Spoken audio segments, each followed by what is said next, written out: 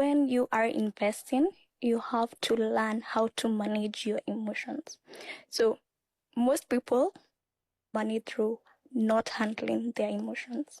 Because at the beginning, when you were making that investment choice, for example, what our caller has said, he is looking into money market funds. So when you are investing, understand, yes, I've picked money market funds. What do I want this money market fund to do for me? And before you exit or want your capital back, has that been achieved? If not, then stay in. So manage your emotions. You just have to, when you are investing, when you choose it, what did you want the outcome to be? Have you achieved it? If not, then choose to stay or readjust your strategy. At the end of the day, emotions, like I said, basically run markets. And if you're able to just manage, and this is like even in The Intelligent Investor by Benjamin Graham, it's, oh my gosh, there's like, I think like 2-3 chapters just talking about emotional discipline. It's critical for anyone who wants to get into any kind of investment, whether it's stocks, bonds, real estate, anything. So first things first, a money market fund account is not an investment. There's a difference okay, so a money market fund account is not an investment. It is a saving option. Why? Because the purpose of a money market fund account is to preserve your capital and give you a return that is above the rate of inflation. So the difference between an investment option and a saving option is that an investment option gives you high returns. Keyword returns. But a saving option is you, from your income, you set a certain amount aside so that you can use it later. So why do we choose money market fund accounts? One, you choose a money market fund account to store your emergency fund. You can't put your emergency fund in the stock market because the risks. But in an MMF, your capital will be preserved. So understand, what does each asset give me? What is the purpose of each asset? Hello, good evening. My name is Zadok Adele, and welcome to Unspoken, the podcast. From the clip you've watched, our topic today is managing greed in investment. And the video before we started has done justice to explaining investments and money market funds. But as usual, I don't come alone. I come with my crew and try as much as possible to give you insights into what we believe. And you can always share your ideas with us also by liking, commenting on our videos every time you watch them. So I'll let them do the introductions. My name is Ndoka Chukuma. Thanks once again for bringing me on. Welcome, sir. My name is Tejiri Joanna Tialubi, and I'm happy to be here. Okay, yeah, welcome. So, sir, what do you think is the best way to manage an investment without getting greedy? Because as much as possible, we want to make the most of the investments, because we're looking at it. I'm putting my money, I'm setting my money aside here. It's meant to turn over for me. And then maybe I'm probably trying to, and then here somebody is telling me, if you put it here, you can do 3%, 2.5%. And somebody is offering me 20%. Such a sweet offer in a very short time. Yeah. Now, how do I, as a man, as a person, how do I manage myself and not fall victim? Well, I would say that, first of all, I want to say that to be reward-driven is not wrong. We want to make money. However, in making money, you must know what you are going into. You have to be sure that you are putting your money where you will get returns. Some people, because of the anticipated return, we forget every other thing, and that is what leads into, loss. So I think that is very important. Okay, sir. If I want to use I always want to pick something from the Bible. David came to the battlefield, and he saw a giant, and he asked, what will be given to the man that will handle this guy? And he was told, you become the king's son-in-law, you will have a lot of wealth given to you, your family will not pay tax. He said, I'm in. Now, if you look at it, you may call him a greedy guy. But then he knew that, okay, when he was asked, how can you do that? He said, I have killed a bear before and a lion. Right? So he is not new in the terrain. He was being told that you've not been fighting. He said, no, I've been fighting. I know all these things. I know how to handle this kind of a thing. So you don't go into something you don't know anything about. And again, when the giant was cursing him with the name of his God, he too gave the giant back. He knew the credentials of his God, that the God of this giant is nothing. So before I invest, or I should know the credentials of where I want to drop my money. So not just that somebody told me that I will get 100% return on what I invest and I will jump in.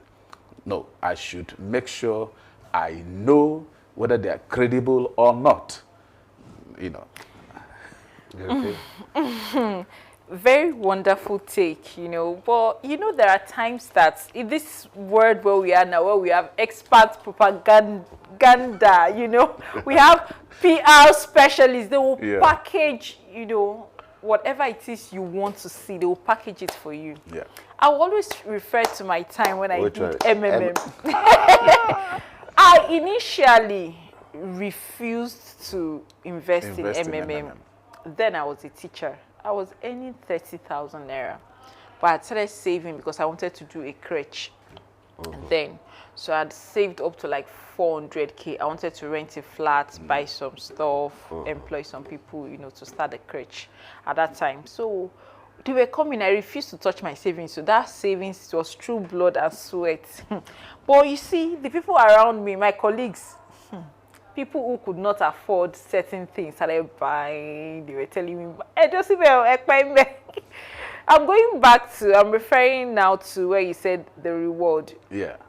The reward was so enticing.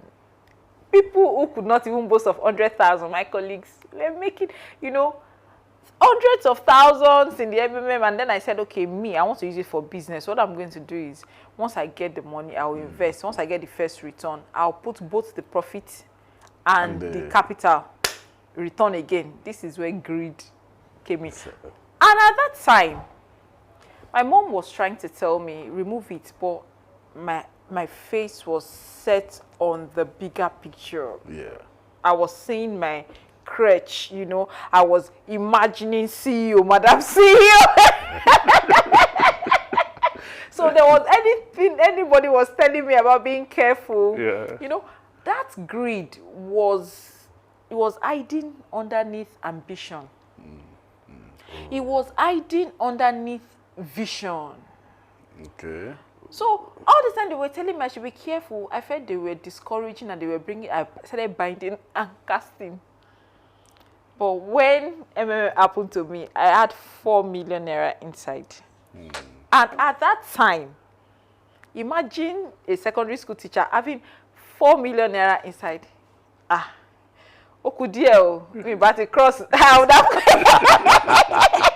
I could not eat. Like food was not going in my mouth. 4 million naira then. I'm telling you. That's almost about almost maybe 40 million, 50 million now. Yes, Now. with the inflation rate, yes. Yeah. I'm telling you. I could not eat. I could not taste. That December was the first time I ate beans and gari. I could not even drink the gari. I poured the There was no fish, it was crayfish. It was not even fresh beans, I'm referring back to where you say the reward. Of course, the reward will entice us. But how do we make sure that reward does not translate into greed for us? Imagine me being a woman. Do you know how many men? I think there was a man that used his wedding money to do MMM then. I think it was in Ondo. The man took IPO then. I don't know if he survived it, They had saved money for wedding, him and his wife. So you calculated that if you just roll the money twice in 2 months that bam, and that's how MMM Set crashed. up apartments, set up everything. So, and some people did it and escaped, and they made a lot of money. I know of a guy that made a lot of money from this MMM. Not even just one, a lot of them. You know, today the guy is doing very well. He had he's from Delta State, so he bought a block of stores. You know, a block of stores. He bought land. He has leased those lands now for farming. You know, so he's doing very well right now. From there, he now went into crypto and all of that. So, but he was not greedy like I was. Then, if you had told me that I was greedy, I feel offset fight too. Me, greedy. No, I had a vision. I had written down the number of staff I was going to employ first. I had written how my supervisor was going to be monitoring I had written how I was going to employ a nurse to be part-time nurse. You had envisioned everything from the beginning. But it was greed that made me not to remove the profit. The profit. Would we say greed or ambition? It was greed. Because now, this, like you said, I should have researched a lot more about it. Ponzi schemes are not schemes that you trust with. You know, in fact, it's not even good to go into Ponzi scheme because you would never know when it will crash. So don't go into Ponzi scheme. And if you must even try it, go with any money that when you lose, you won't feel it. You won't feel it. But you know, there are some people that have this mantra. They just say, go hard or go home. I lie you. Go hard. If you go hard, you will cry hard. Trust me, I cried. Like, I cried. And after crying, and it was so bad that, you know, some of my colleagues were smarter. I know because they didn't have up to millions in their own account. They'll be telling me, then remove this thing. I'll say, no. So when the thing crashed, they will want to come to, like, spite me. Like, so I could not show weakness in the workplace. So whenever I'm going to work, I'll clean my eyes, rub powder, wear the best clothes that I had. You know, I'll keeping keep up appearances. It was more hurtful, and they'll be like, wow, Lushen Coop, she kekere lo now, she me. Allah, you're inside, they die, they go. You will now go home. Once I open the door like this, the tears will, you know, everything will not start coming down. So if you go hard on an investment scheme that you're not well knowledgeable about, you're going to cry hard. And if you survive it, you may never be able to invest again.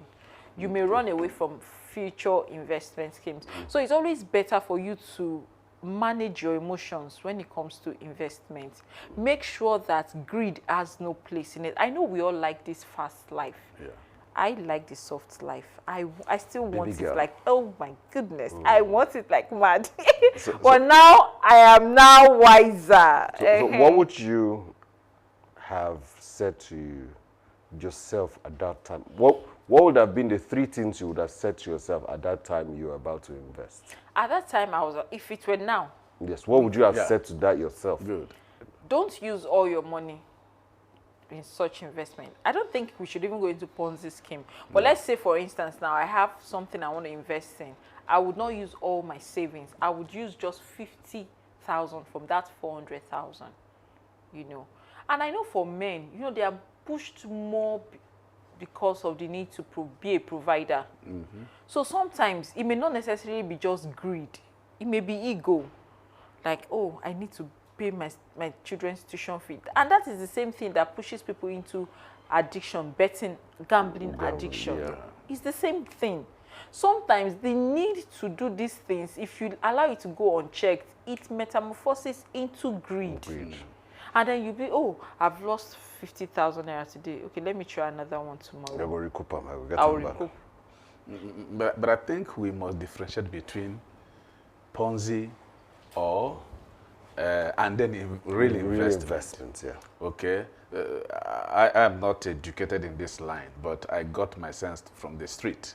I was a businessman before I became a full-time pastor. The knowledge from the streets is also very essential. Okay, but do you know that some investments, not Ponzi scheme? That's what I'm saying. Not necessarily Ponzi. That we are not borderline. There are some investments that are legit, but due to government policy, could crash. Yeah, and that's it, and everything is gone. And everything is gone. So it's the same principle. Don't use all your money. Use money that you can. I think the last episode you did give an advice about 20%. 20%, and then the years following, you continue to grow the portfolio and I think it's even dangerous to grow some portfolio. It's better to diversify. Okay, what if a portfolio seems to be doing so well that you can actually turn that portfolio to a cash cow to use to invest That is the problem. Over-investing is also a thing. When you invest sometimes and the thing crashes, you'll be left stranded. No, there is this saying that you don't put all your eggs in one basket. It's true for investment. My late father was working with stocks, you know, so they sold my mom's car to invest. So after some time, they could buy another car. They sold the car then, I think it was the Benz, I can't remember, I think 180, I can't remember. They sold them for 1.8 million, invested. Initially, it rose to 2.5. So they were calculating that it will rise to like 5 million and they will buy a Jeep, you know. So it rose again to 2.8, rose to 3 million. My dad was monitoring it. And then at the end of the day, suddenly there was a crash. And then it came to 2.5. It came to 2 million. My dad still kept telling my mom, hold on, it will go back again. My mom now said, no. At 2 million, sell it. It was God that led her to do that. After that 2 million, that particular stock crashed to almost 500 or so. But thank God she had pulled that. Now, that is where over-investing is a problem. It is good to grow, but make sure that you have experience, enough experience to guide you in that field. Rather than over-invest, diversify. So that if something happens to this one that is doing well, you will not totally lose all your investment. And don't also focus on only shares alone. You can also diversify into real estate. Don't put everything into real estate too. Remember what is happening to this Winnoms woman. Because before they said they want to do another coastal road. And once it's a government project, they will demolish it and everything.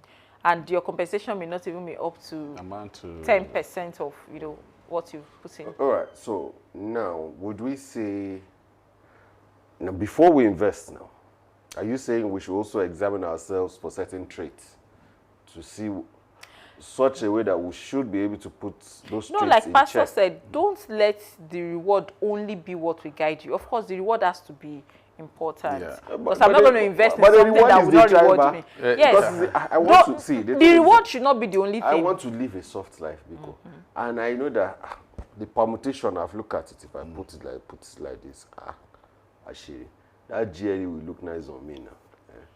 Don't let the reward be the only motivating factor. Let knowledge about what you want to invest in. You've checked the knowledge. They said, people have said, if we put it like this, we set it like this, to buy lobby by Remember that people are very good now at PR and packaging. They can package anything for you now and sell. So you have to also check for other people's advice, not just the person that you are dealing with.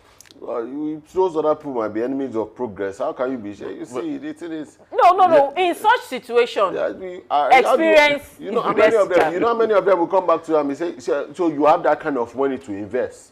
Yeah, borrow so and so. Experience is the best teacher. If you don't want the knowledge about what you want to invest in to guide you. I have the knowledge. They've told me that if I do it like this, it's really... Please, invest. But to me, I would think, yes, government policies could change, okay, but if the investment is solid, one will always come out fine. You're not going to lose, No, sir. I think one of the best, one thing that we play stocks with, could crash to zero. And I think one of the things that we play with in this part of the world is, for me, one of the things I do is I do a risk analysis of everything I do. And then I ask myself now, what are my options? Can I avoid this risk? Can I mitigate it? And can I transfer it? So for me, the ones that I can avoid, I would not even play in that field at all. Alpha now, Joe, Alpha, if not like, when I buy yacht on top of that field, I know they play. Because I know it is, there are some, they call them high yield, this is the high reward. You won't find me playing in that field because I have been burnt and I know what it is to lose. So You wouldn't find. So now, when it comes to mitigating, I ask myself, so how do I mitigate this now? These risk factors, are they leaning towards me? Are they in my control? If it's in my control and I'm the deciding factor, I mean, I still feel, I can work. But if that risk factor is not, it's out of my control, and I feel there's not much I can do to tilt it to my favor, I will rethink. Good. Yeah. But if it's something I can transfer, that's why there are certain things out there. Just like part of my calculations I'm looking at is how much is the insurance on it? Let's insure it. Yes. I do. I just. I think that's another thing. What's the thing? So even your stocks can be insured. Yes. So yes, it's a fraction of it. Okay. So yes, because you don't want to be caught unawares. And I think in this part of the world we don't do insurance, because when you even tell somebody, "Oh, you've gotten this. Have you tried insurance?" They're like, "God forbid, God this man." I'm like, okay, you know the rest of us are pagans now. So do you know there was a businessman? I think in either Ogunpa or Aleshloye, I can't remember. You know, I met him, and he got. He had this company, insurance company, that came to meet him, and they gave him a package that they should insure his shop, his goods and everything. So the other people at the market there, they were mocking him that what does he need insurance for? What's happening? What do you want? But he had this strong conviction to insure, so he would pay his monthly premium. You know. So 3 years later, there was fire outbreak. And the whole line, everything got burnt.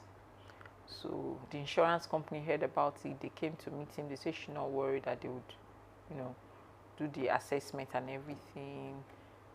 They gave him the money. Of all those people who mocked him, they now started insuring their shops. So today, all of them are with that insurance company. So you can insure your car, you can insure your house. The thing is, you can even set up life packages for your your loved ones. Yes. Because life happens. You don't know when you get taken. It's one debt is a debt that we all owe. Yeah. And we'll have to pay at different times. So if you claim you love people, you feel you love them, what have you put in place? That's the issues have when you're discussing with certain men and you ask them, so do you have a will? Do you have a testament in place? You won't kill me. I test I won't die now. And then you ask, and one of the questions is, do you love your family? Even some of them, after their death, they did not confide. While they were alive, they didn't confide in their loved ones, their investments. And you just see that those investments, there are still so many unclaimed dividends. Dividends, they are lost. There. They're lost there because now, if you have a testament, there are ways in which you can prepare. Nobody is saying you're dying now. But we also don't know the dates when you will go.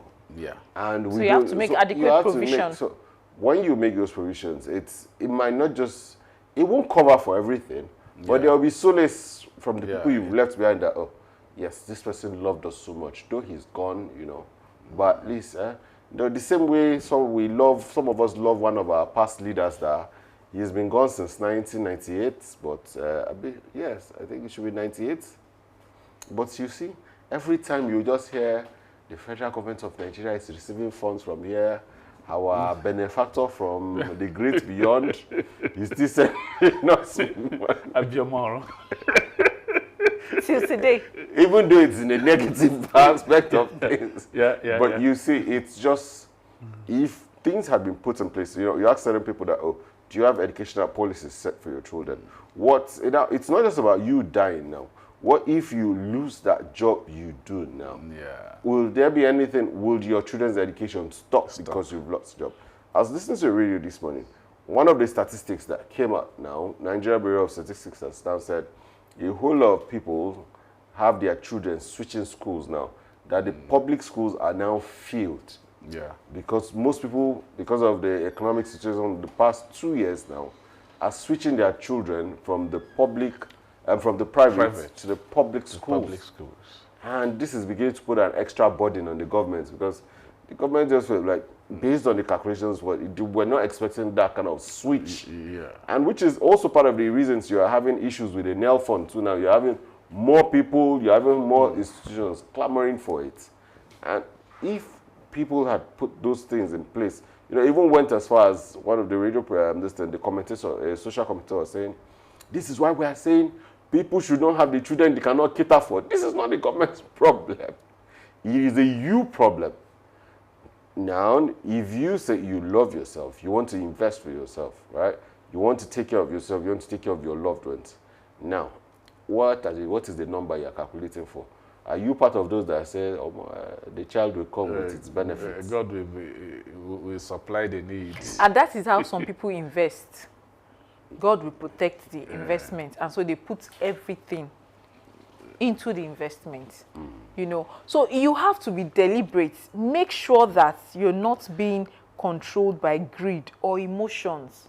Okay. Or one day you just read something on the news and then your mind is happy, like, oh, I think if I put this thing here, it will put me... But sorry, the example you gave of yourself, I think the ambition is right.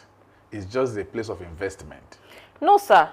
There are also some other investments that... You would have done that. Yes, that would have also crashed, Like I told you, my late father was working in the stocks market. Okay. Okay, he was the editor of Financial Standard, okay, and, Stocks Watch, okay. So, then the stock market was booming. Around 2008, 2009, 2010, yes. was around that period it started crashing.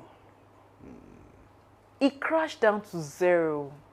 So I'm speaking from experience, not propaganda or maybe something. Around that, I lived it. It was a global.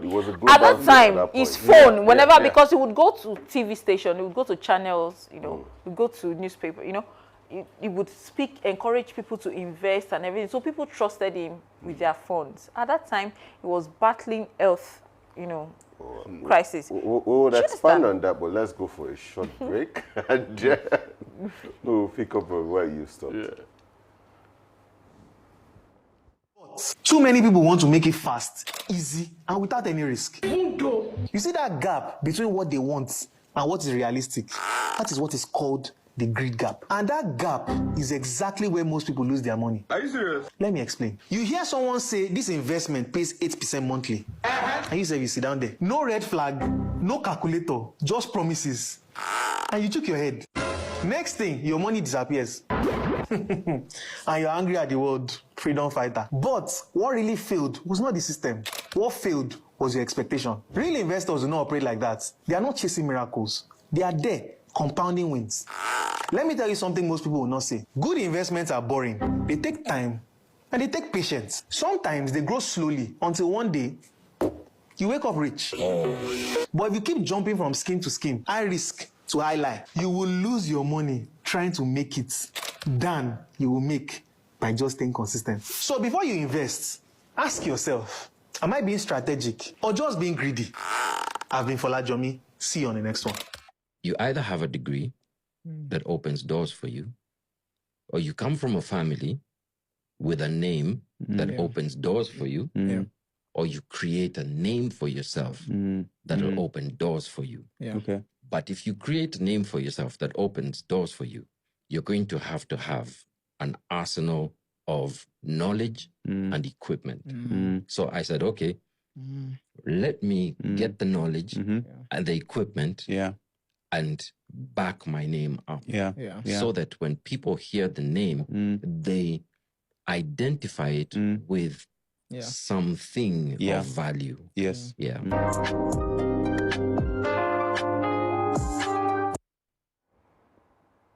Welcome back. All right, so lovely videos we've watched here now. So how can we strike a balance now between the rewards and our ambition, such that we're not driven, so we don't overdrive ourselves and put too much pressure, and at the same time, we don't still feel like our life is mediocre? Yeah.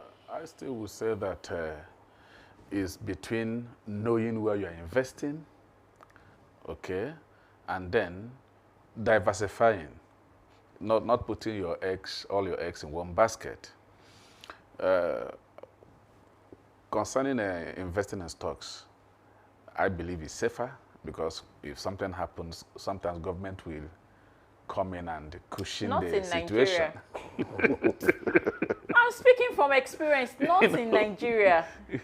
It has never happened that the government will cushion stocks. Like if it's a bank, the central bank, Not the at all, insurance. sir. I've seen there was this particular bank that went down. What you would get is minimal funds. Yeah. There's a limitation. I think it was Okocha now that nearly you had to start you had to start shouting, and the president had to help him pull his money out. There was someone who had, I think, 50 million naira in that account. I've forgotten the name of the bank. I think what they would That give bank went is down. 5 million or so. Yes. So, you see, investment is a very dangerous field that when you go into it, you have to have a 50-50 mindset. So should we not then invest then? That's what I'm saying. Should we just live our life No, then? we should invest, but as you invest, you watch. You can pull out, invest in another sector so that you don't, The game is like he said, 20% first. Don't put in all in fact, that 20%, don't even use the whole 20%. Use 10% first. Watch. Pull out your profits. How much money is it going to generate? Pull out your We're talking of something The that is point going is to this. generate something that is... investment, we shouldn't invest to get, everything at once. immediately. No, see, we should have a long term. I'm looking to invest in such a way. I want to do a 10, 15-year investment that is going to help me live the lifestyle I want. So if I'm putting my all into work now, and I'm saving, let's say, okay, I'm deciding to save 20%, I want to save 40% of my income. Okay. 20% in my rainy day account, 20% in my investment portfolio. Yeah. I want to put it in such a way that I'm not a flamboyant person, but at least my portfolio should be able to, I can do Santorini. If you don't want to go gradually, you are becoming Maldives greedy. and Co. You are becoming greedy. If you yes. don't want to go gradually, you are becoming not greedy. greedy, It's greed. It's ambition. It's not ambition. it's not ambition. Ambition will let you know that you have to go gradually. Yes. Gradually will take time. Look at something that I'm looking at something that is in 10 years. 10 years is a long time, People with this mindset, there are two people that you cannot advise. People that are in love, one. And people that are greedy, those two people, you cannot advise them. So the only thing you just say, the Lord will be with you. So if with our discussion, if you choose to invest without, being careful, you will learn the hard way. I've spoken to the broker. The broker has said, historically, this stock does well. The broker wants to sell. But don't forget that the broker also has what we call terms and conditions that will remove him from whatever loss you eventually face. So you can't sue him if there is any loss. He will refer you back to the terms and conditions. So, but the broker wants to sell because he needs his commission from whatever you want to invest. So he's going to sell that investment to you. So you have to do your own duty by making sure that you don't lose what will carry you to the great beyond and leave your family. It is your responsibility to stay alive. Yeah. It is. So you have to make sure that whatever money you want to invest, you don't, it's an investment that if you lose that particular investment, you won't be hurt. You may be hurt, but it won't kill you. You understand? Because even if I lose 500 right now, I may cry a little because that 500 there, I could use it to buy biscuits. Yeah. So even if I lose 1,000 naira now, I could cry a little. But of course, it won't be as much as maybe 1 million, 2 million, 3 million, 4 million, okay? Yeah. So whatever money you want to invest in, investments are not foolproof. They are not sure banker deals that you will not suffer losses and all of that. So make sure that you start with an amount that you can always forgo. Okay. Let's bring it home now. Are children investments? Yeah. Do you agree with it? Because some people will tell you that I'm putting my all into these children so that by the time I grow old, they must take care of me. If not, I will swear for them. No. I'm putting my all into it. No. One is not going to put his all in the children investment. It's investment but you have to invest because anything can happen. We are not praying for that. What if the child No, not You know. not this my investment. Oh. So God forbid. we should invest a little in the children, and we also invest on ourselves, so that I was going to say that, when he was talking that when you want to use investment as a lifestyle, okay. you have to be very careful. Okay, you must have your primary source of income, first of all. You must have gotten to a very strong level before you now focus fully on investment.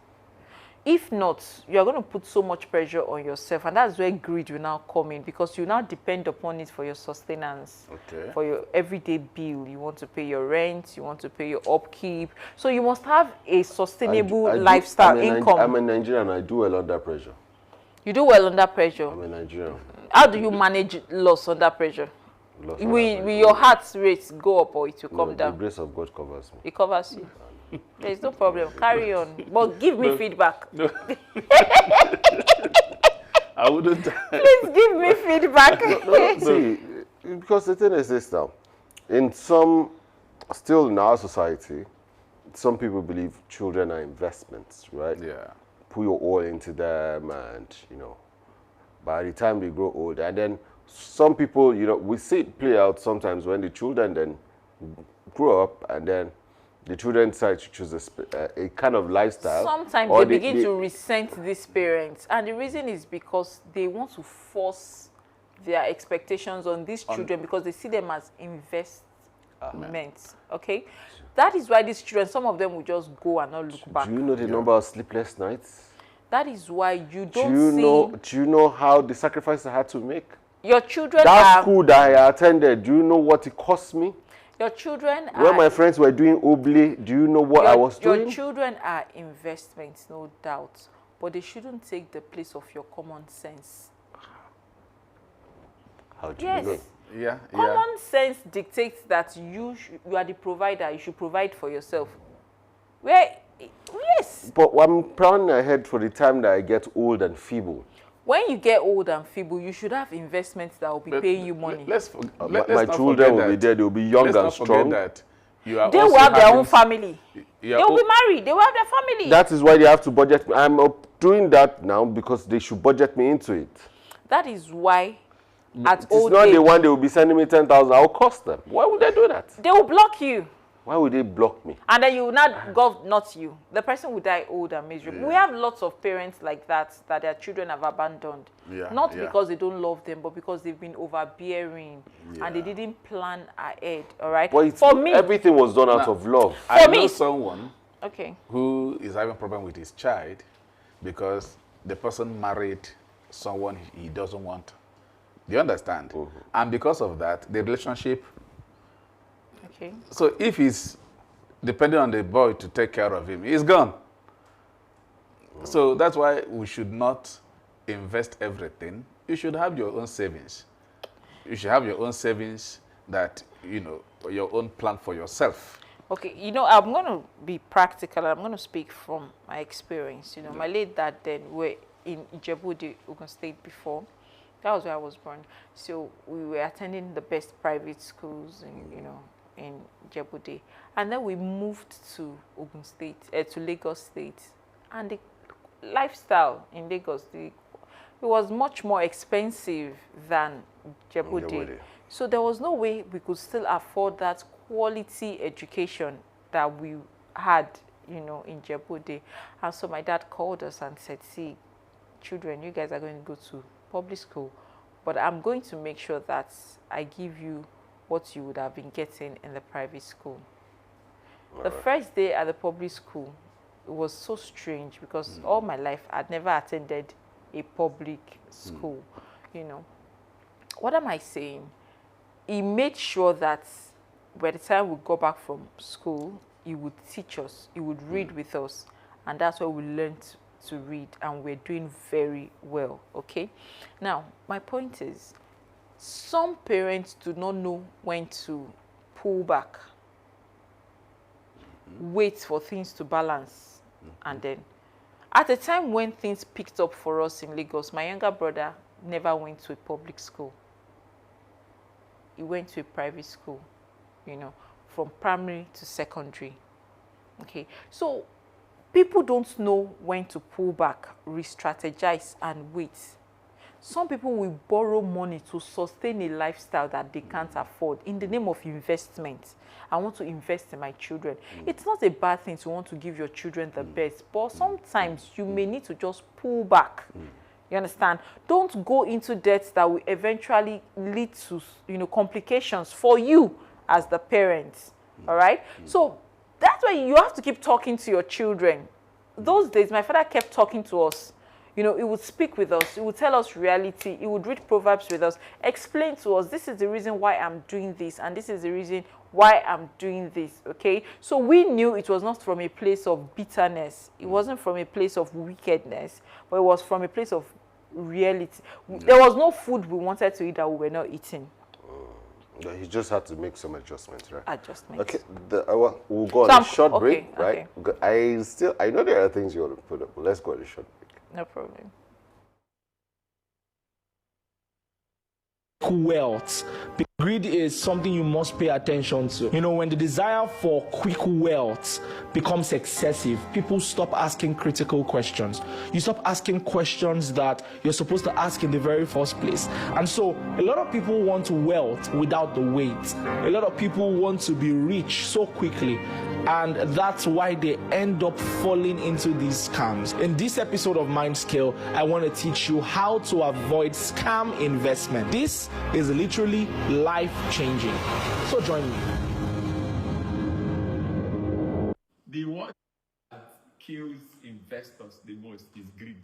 When you become overconfident in your ability to make choices, to take actions, and you become too confident that you refuse to check the vitals of that Vitals again.